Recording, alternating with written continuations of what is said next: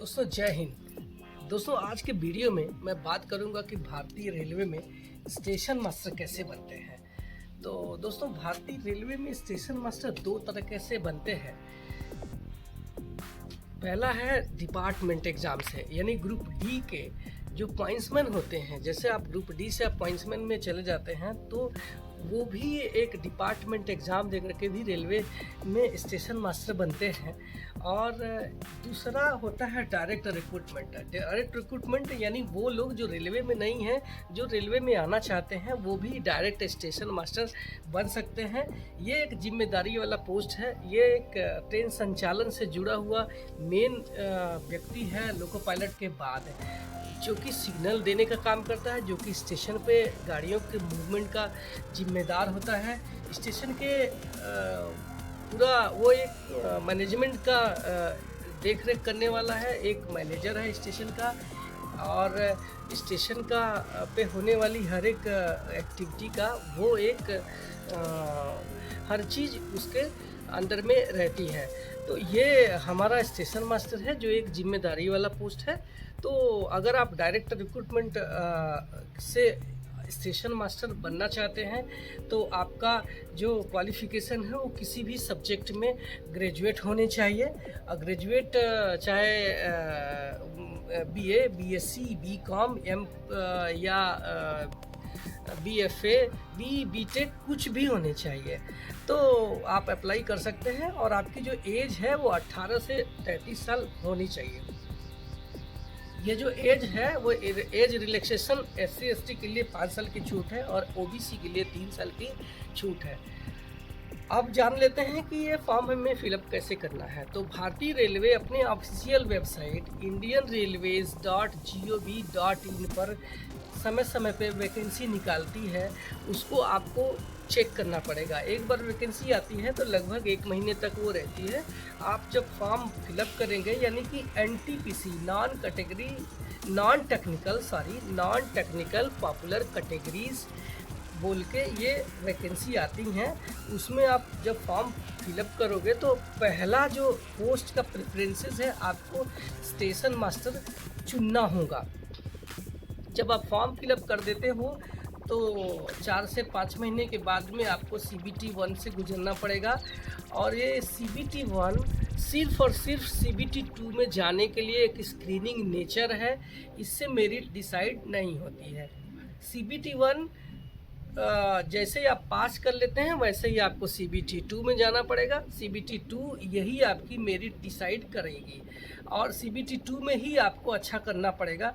तो CBT 1 और CBT 2 में जो क्वेश्चंस है इस प्रकार से है। मैथमेटिक्स के CBT 1 की बात कर रहा हूँ, मैथमेटिक्स के 30 और रीजनिंग के 30 और आपका जनरल अवेयरनेस का 40। ये क्वेश्चंस 100 क्वेश्चंस रहेंगे जिसको 90 मिनट में सॉल्व करना है।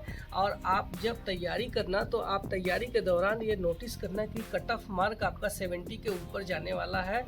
एटलीस्ट जब आप तैयारी करना तो इतना आप सॉल्व ज़रूर करना।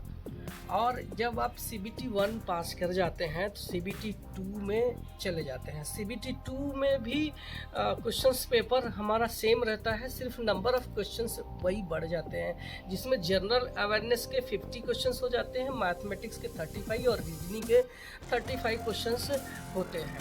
ठीक है, तो ये CBT 2 जैसे ही आप पास कर लेते हैं, आप मेरिट में आते हैं। CBT 2 पास करने के बाद आपको एक साइको टेस्ट से गुजरना पड़ेगा, क्योंकि लोको पायलट के साथ साथ यही एक और पोस्ट है स्टेशन मास्टर, और एक और पोस्ट है जो कि सेक्शन कंट्रोलर होते हैं, ट्रैफिक अप्रेंटिस, उनमें भी ये साइको टेस्ट होता है, लेकिन वो भी स्टेशन मास्टर के ही रूप में होते हैं।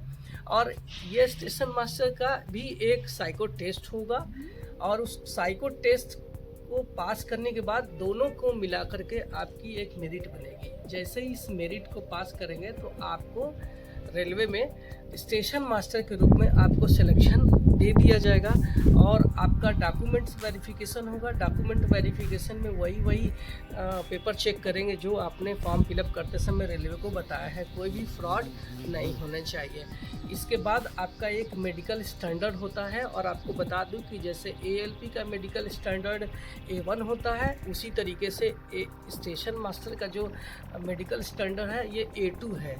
जहां ALP का आई साइट 6/6 होती है, वहीं स्टेशन मास्टर का जो आई साइट है वो 6/9 होती है, विदाउट ग्लास विदाउट लेंसेज है। ठीक है, तो ये हम मेडिकल जब पास कर लेते हैं तो उसके बाद आपको एक ट्रेनिंग सेंटर में भेज दिया जाता है। ट्रेनिंग सेंटर से आने के बाद आपको एज एक स्टेशन मास्टर, आपको कोई भी स्टेशन जो कि आउटसाइड में होगा, जंगल में होगा, एक या ऐसे जगह होगा जो सिटी से दूर होगा, आपको नॉर्मली तौर पे उधर बुक किया जाएगा, या फिर आपको RASM यानी कि जो स्टेशन मास्टर छुट्टी लेगा तो उसकी जगह पे आपकी ड्यूटी लगाई जाएगी। और ये भी एक जिम्मेदारी वाला पोस्ट है और एक टेंशन वाला पोस्ट है। तो जब भी आप अप्लाई करें तो आप पहले फिजिकली मेंटली स्ट्रांग हो, तभी आप इस पोस्ट पे अप्लाई करना। ठीक है, तो ये है हमारा स्टेशन मास्टर का जो पोस्ट था, जो मेरा भर्ती था, इसके बारे में ये मेरा एक वीडियो था। और ये वीडियो आपको हेल्पफुल लगा है तो लाइक ज़रूर करना और मेरे चैनल पे सब्सक्राइब करना जब आप पहली बार आए हैं। और आपका कोई सवाल होगा, कोई क्वेरीज होगा तो मुझे कमेंट सेक्शन में बताना, मैं ज़रूर उसका रिप्लाई करूँगा। और आप अपने रेलवे में किस पोस्ट पे आना चाहते हैं वो कमेंट सेक्शन में ज़रूर बताना। और मिलता हूँ मैं किसी नए वीडियो में किसी नए टॉपिक पे, तब तक के लिए बाय बाय।